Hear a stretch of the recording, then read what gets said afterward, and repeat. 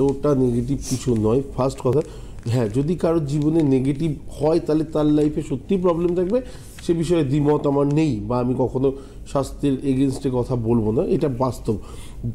দ্বিতীয় প্রশ্ন হচ্ছে যে শনি দেবতার কার্যকারিতাটা যদি আপনার জন্মছকে পজিটিভ থাকে তাহলে আপনি হাজার চেষ্টা করেও নেগেটিভ হতেই পারবেন না, নেগেটিভ চিন্তাভাবনায় আসবেন না। আপনি দেখবেন বহু মানুষ আছে যাদের সামনে আপনি নেগেটিভ কথা বললে তারা খুব বিচক্ষণতার সাথে সাথে সাবজেক্টটাকে চেঞ্জ করে দেয়, অথবা আপনাকে অ্যাভয়েড করে আস্তে করে উঠে চলে যাবে।